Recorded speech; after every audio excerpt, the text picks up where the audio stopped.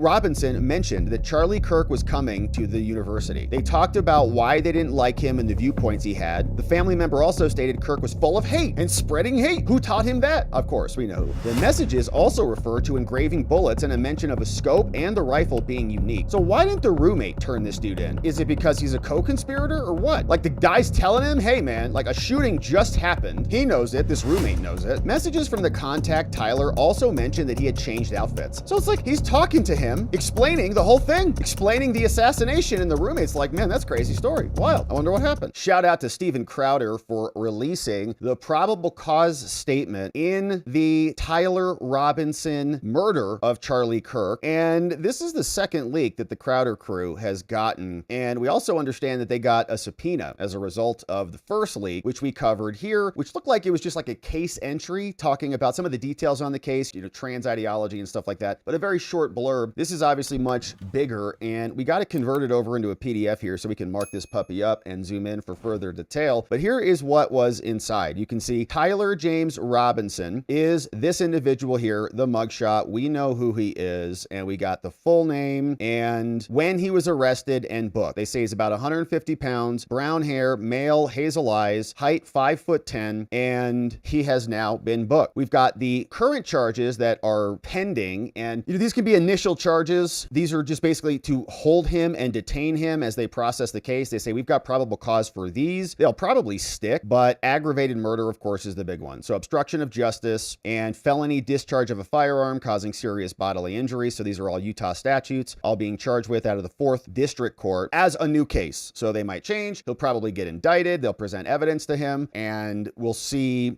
kind of a more fleshed out and full indictment coming down soon. But here is the booking sheet and the probable cause statement. So this is just basically to hold him as the case is progressing. So here's what they write. Now, the following information was obtained by your affiant from police officers, multiple video recordings posted on social media websites, Utah Valley campus surveillance cameras, and those who witnessed the incident. Writing, on September 10th, Charles James Kirk was at the Utah Valley University campus in Orem, Utah for a political event. He is a conservative political activist who is scheduled to speak at an event in the courtyard area on the UVU campus. Courtyard area is to the west of the Lossy Center building. According to video recordings, Charles was wearing a white t-shirt and dark pants, sitting under a white canopy in a courtyard of the campus facing east. The event was attended by hundreds of individuals. Charles was surrounded by people, with multiple individuals to his left, right, and rear, and front of the canopy. Behind the canopy was a walkway used for various access points and to parts of the university. Now, Charlie was holding a microphone and speaking to a crowd. While speaking into the microphone, a loud gunshot was heard at approximately 12:23 hours, and Charlie appeared to have been hit in the neck. Blood was seen coming out of the left side of his neck as he fell over to his left, and we saw it. And a lot of people are having,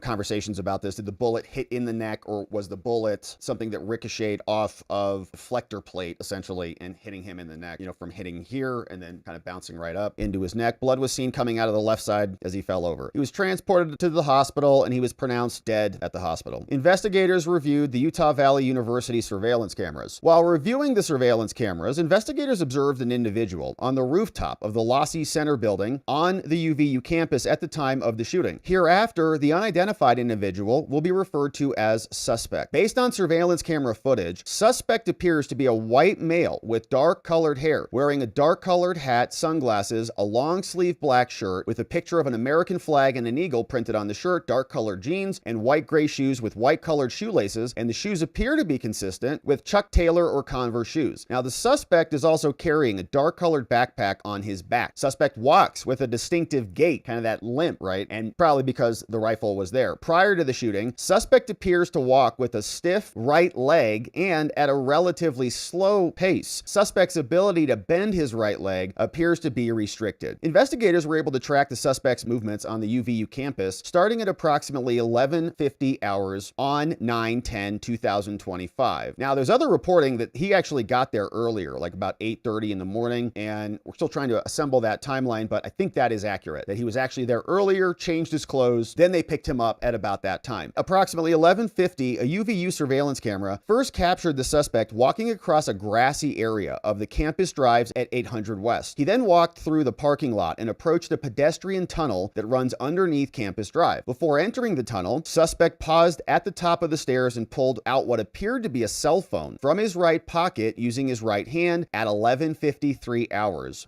He eventually put what appeared to be a cell phone back into his right pants pocket using his right hand. Maybe somebody saying, "We're a go." Surveillance captured suspect making his way towards the Lassie Center. Now, at approximately 12:02, he was recorded walking on the north side of the Lassie Center building, walking with the same gait as observed earlier. Suspect entered the Lassie Center building through a set of doors on the southeast corner of the Lassie Center building. Then at approximately 12:15 hours, suspect was observed walking up the stairs that led to the common area adjacent to the center building. Suspect walked to a short concrete wall that separates the common area from the rooftop of the building. At approximately 12:17, 2 minutes later, suspect climbed over the short wall and appeared to crouch down on the north side of the wall on the rooftop. At approximately 12:22, 5 minutes later, suspect stood up and started running across the rooftop of the Lassie Center. The notable limp from the previous surveillance was absent. He then ran to the west side of the rooftop and appeared to scoot along the rooftop area as he got closer to the edge of the rooftop. At approximately 12:22 hours, suspect laid down in a position consistent with the prone shooting position near the edge of the roof and appeared to be facing west in the direction of the courtyard area. So it feels like he's kind of scrambling around up there and then races to go get in position. The rooftop of the building overlooks the courtyard where Charlie Kirk was taking place. The Lassie Center building is east of the courtyard area, and then at 12:23, Charlie Kirk was shot. So they say he laid down at 12:22 and then shot at 12:23, right? He got into position, lined it up, and shot and hit him. So he was not, there lying in wait. Just at 12:17, he climbed over the fence, hopped onto the roof, laid down, and took the shot basically with 1 minute on the weapon. At approximately 12:23 hours, surveillance show, so as soon as the shot happens, that he stands up from the edge of the rooftop and sprinted north on the rooftop. He ran to the northeast corner of the building, approached the edge of the rooftop, then placed a dark colored item on the rooftop and proceeded to lower himself off the rooftop. He then dropped off the rooftop, we saw the video of this, onto the grass below. He then ran north to the parking lot to the east of the Lassie Center. At approximately 12:24 hours, suspect ran north across the Campus Drive Road, appeared to be carrying an item whose identity is not clear from the surveillance, and it didn't look like a weapon to us, but again, it was pretty far away, so maybe you wouldn't be able to see the barrel. It'd be too pixelated out. It might look like just like a lump of something rather than a firearm because it's just so far away and pixelated, you just can't see it, maybe. At approximately 12:24 hours, suspect ran across the North Campus Drive Road. Suspect appeared to be carrying an item, again, whose identity is not clear from the surveillance. The area to the north of the Campus Drive Road, where he crossed over, consists of a grassy area with trees on the edge of the UVU campus. Investigators discovered a bolt-action rifle wrapped in a dark-colored towel. The rifle was determined to be a Mauser, Model 98, 30-06 caliber bolt-action rifle. The rifle had a scope mounted on the top of it. Investigators noted inscriptions that had been engraved on the casings found with the rifle. Inscriptions on a fired casing read, "Notices bulge, OWO. What's this?" 3 unfired casings read, "Hey, fascist, catch," up arrow symbol, right arrow symbol, and 3 down arrow symbol. And I read somebody saying that that was an action that you can do in a game called Helldivers, I guess, which you play with other people. So it's like you call in for backup or something. I don't know. A second unfired casing read, "Oh Bella Ciao," which is the protest song, the I think, anti-Nazi song from Italy. And a third unfired casing read, if you read this, then you know. Investigators also discovered a shoe impression on the northeast corner rooftop edge of the Lassie Center building. The shoe impression was located in the vicinity where the suspect climbed down from the rooftop. The shoe impression is consistent with the shoe sole characteristics of the Converse shoe. Now, on the evening of September 11th, a family member of Tyler Robinson reached out to a family friend who contacted the Washington County Sheriff's Office with information that Robinson had confessed to them or implied that he had committed the incident. This information was relayed to the Utah County Sheriff's Office and scene investigators at the UVU. This information was also conveyed to the FBI. Investigators reviewed additional video footage from the UVU surveillance and identified Robinson arriving on campus at 8:29, right? So he actually got there early on September 10th, in which he's observed in a video in a plain maroon t-shirt, light colored shorts, a black hat with a white logo, and light colored shoes. When encountered in person by investigators in the early morning, he was observed in consistent clothing with surveillance images. And we noticed that when we were reading through one of the other documents, or actually looking through the photos I think the Daily Mail had gotten, and you could kind of see the photos, like he bought all the same shirts, kind of like I do, the same brand, and then just kind of change the colors out. It's like you go to, Target, you buy all,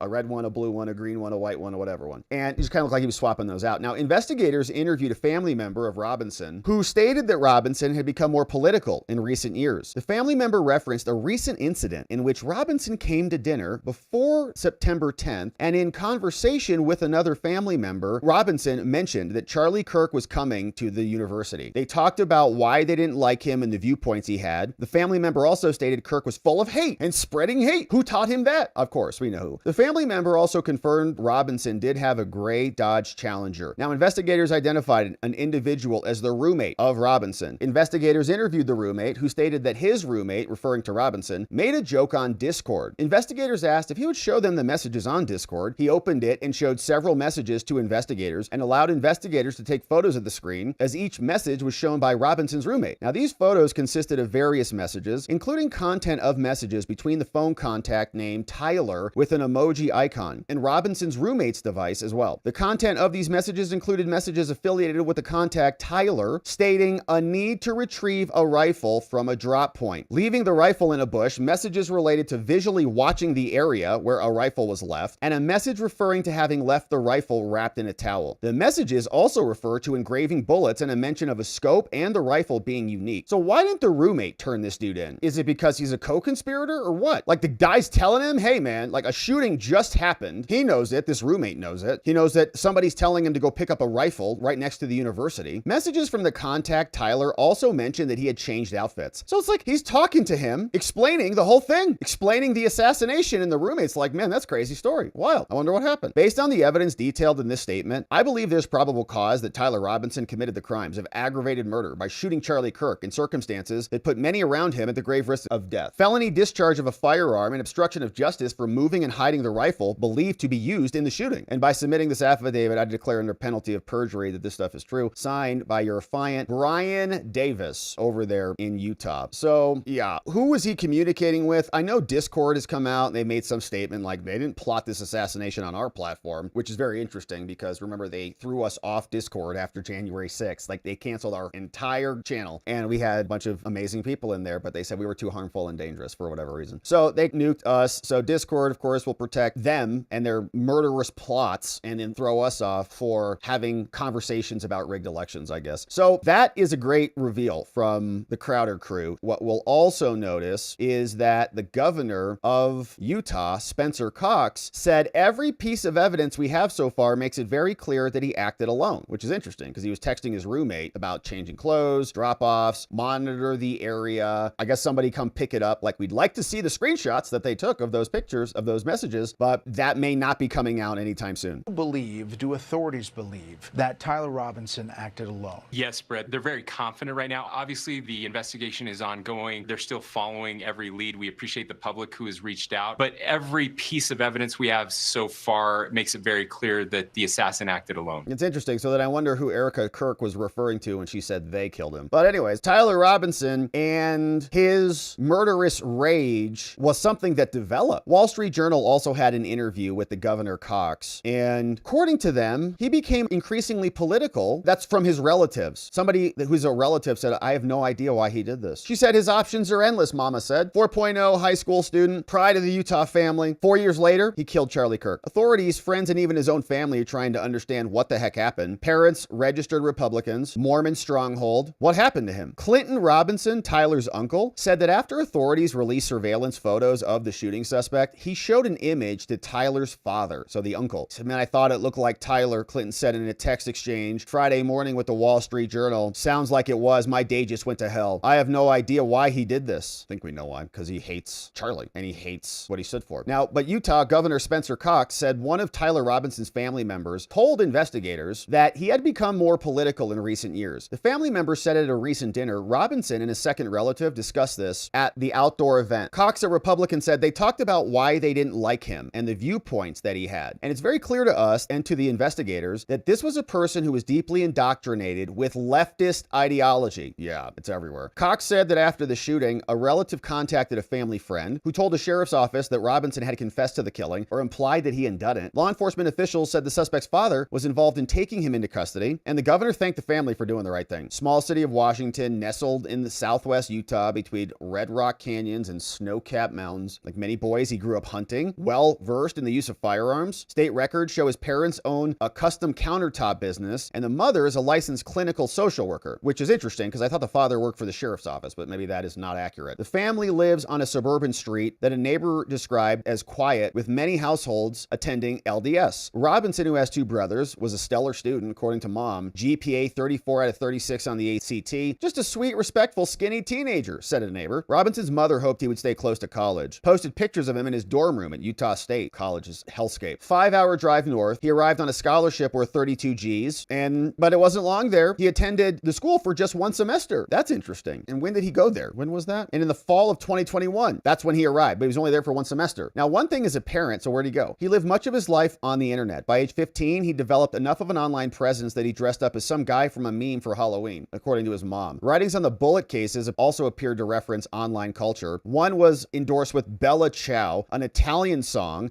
for those who fought fascism during World War II, right? Anti-Nazi. Kirk, 31, played a prominent role. We know who Charlie is, amazing dude. And he was answering questions as he was shot. Robinson was booked into Utah County Jail. Trump said he'd like to see the death penalty if found guilty. On Friday, authorities descended on his parents' home in Washington, in Utah, and the Spanish-style apartment complex where he lived in the nearby St. George. Neighbors stood by watching FBI agents come and go. Jesse Riley lives there. I'm shocked, obviously. It's so confusing and disappointing. I've been here 13 years. The community's very conservative and very patriotic. So what happened to the dude? Is it college that did it? Because it sounds like he was only there for a semester. Or maybe it's just the online insanity of the left. But if it is the online insanity of the left, who was in that group? And were there federal agents or foreign assets in those groups who were enabling this or who should have been alerted to, the inculcation of a murderous assassin that was happening right under their noses? Maybe they were even encouraging it. But if it's all on the internet and it's all on Discord, we expect to see a lot more coming from this. And who knows if this dude, he was in position in basically a minute, got on the roof, raced over, dropped down, shot, popped up, and was gone, and had thought enough about changing his clothes, carrying the rifle in a pants leg, and had kind of gamed the whole thing out. Had a drop-off point, was communicating with a roommate about all of that. And so where does that go? Of course, more will be revealed. Charges should be filed officially Monday. Hopefully it all hits the court docket and we'll grab it and review it.